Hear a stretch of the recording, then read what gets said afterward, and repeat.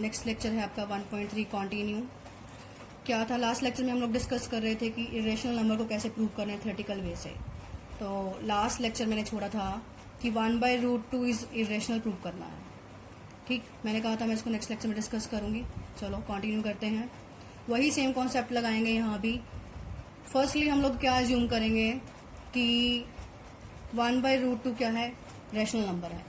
वही let us assume that 1/√2 is rational number. ठीक, so it can be written as in the form of a/b। वही same concept, b is non zero, a and b are coprime numbers.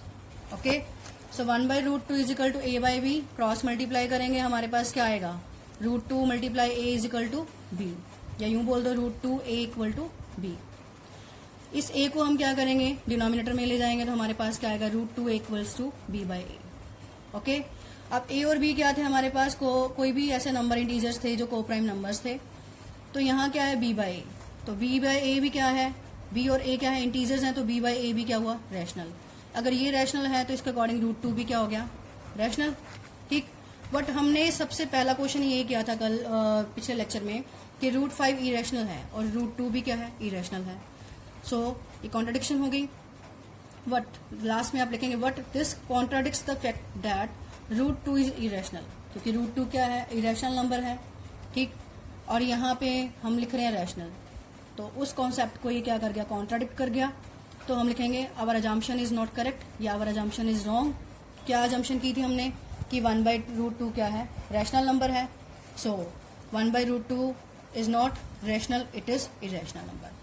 ठीक, इस सम को करने के लिए हमारे पास यही वे है।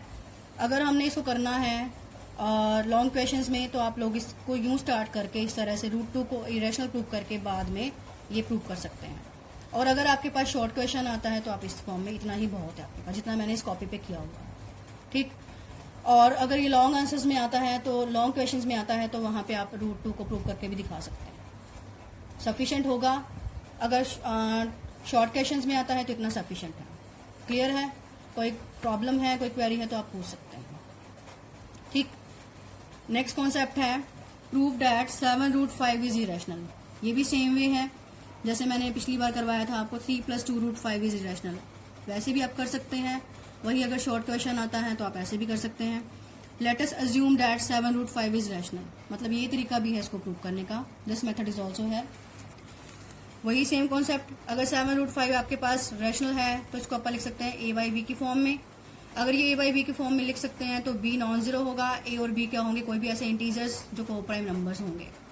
तो √5 क्या आ गया, a/7b। वही सेम कॉन्सेप्ट, a और b क्या है, इंटीजर्स हैं, तो a अगर इंटीजर है तो ये भी क्या हो गया, इंटीजर है। तो दोनों ही क्या है, अगर इंटीजर्स हैं तो a/7b क्या हो गया, रैशनल हो गया। इट मीन्स √5 भी क्या हो गया, रैशनल। और ये भी क्या कर गया, कॉन्ट्राडिक्ट कर गया किस फैक्ट को, this also contradicts the fact that. Next है आपकी एक्सरसाइज 1.4। क्या है, without actually performing long division state whether the following rational numbers will have a terminating decimal expansion और non terminating repeating decimal expansion. क्या आपको कुछ rational number दिए हुए हैं, बिना लॉन्ग डिवीजन के हमें प्रूव करना है कि वो टर्मिनेटिंग है, और अगर टर्मिनेटिंग नहीं है तो वो नॉन टर्मिनेटिंग और रिपीटिंग डेसिमल एक्सपेंशन है। तो उसको किस तरह से करना है।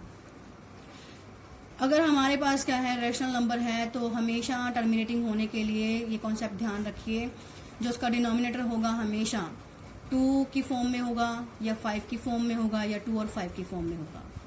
ठीक, अब और उसके लिए भी पहले क्या होना चाहिए, जो हमारे पास फ्रैक्शन है, रैशनल नंबर दिया हुआ है, उन दोनों में न्यूमिनेटर और डिनोमिनेटर के अंदर कॉमन फैक्टर 1 ही होना चाहिए।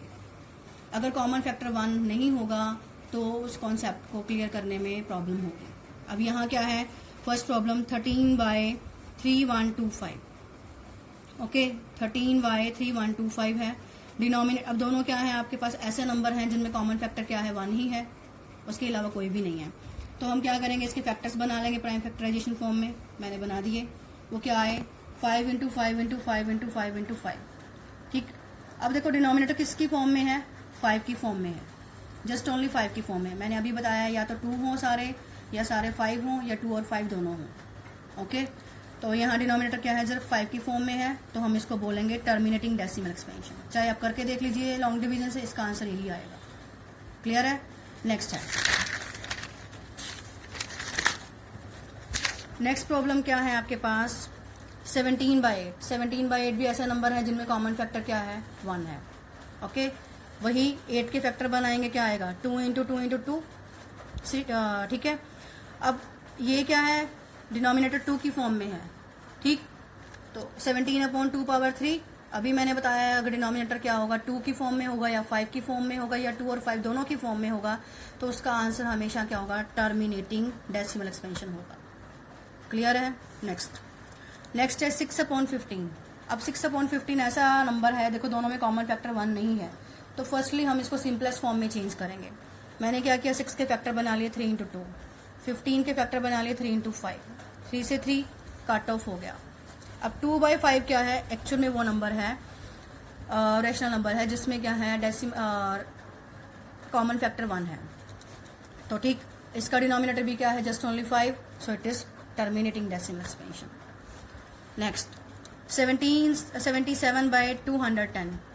अब ये ऐसे नंबर हैं जिसमें कॉमन फैक्टर 1 नहीं है, तो मैं वही फैक्टराइज करूंगी। 77 को लिख दिया 7 इंटू 11, 210 को लिख दिया 7 इंटू 3 इंटू 2 इंटू 5, वही प्राइम फैक्टराइजेशन की फॉर्म में।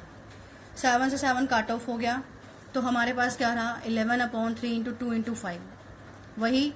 अब ये ऐसे रेशनल नंबर ऐसा है जिसमें कॉमन फैक्टर क्या है दोनों में 1। अब डिनोमिनेटर देखो क्या है 2 और 5 की फॉर्म में तो है, बट उसके अलावा 3 भी है, उनके साथ 2 और 5 तो हैं पर 3 भी है। मैं बार बार कह रही हूँ कि 2 की फॉर्म में हो या 5 की फॉर्म में हो या 2 और 5 की फॉर्म में हो, पर 2 और 5 के साथ कोई और नंबर ना हो। तो यहाँ 3 आ गया, इसलिए हम इसको बोलेंगे non terminating repeating decimal expansion. Clear है? Non terminating repeating decimal expansion. So terminate होने के लिए 2 होना चाहिए, 5 होना चाहिए। 2 और 5 दोनों भी हो सकते हैं, कोई और नंबर साथ में नहीं होगा 2 और 5 के साथ। अगर हो गया तो वो नहीं बनेगा। इसके हमारे पास और बहुत सी प्रॉब्लम्स हैं, ठीक है, आप उसको प्रैक्टिस कर सकते हैं। अगर आपके पास बुक है, कोई क्वेरी है, कोई डाउट है तो मुझसे क्लियर कीजिए। Thank you all.